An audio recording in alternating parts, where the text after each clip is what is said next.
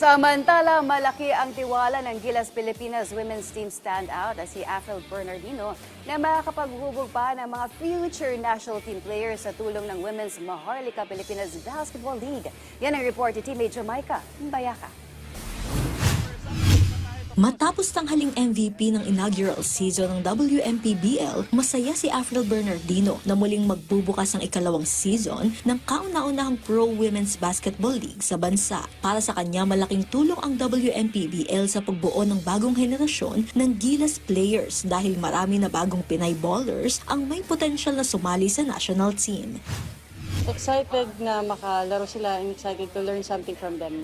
It's a big step para sa Pro League natin sa Pilipinas na women's, especially nag-start ako, wala talaga eh. And now we have season 2, so proud na nag-level up na yung women's basketball dito sa atin.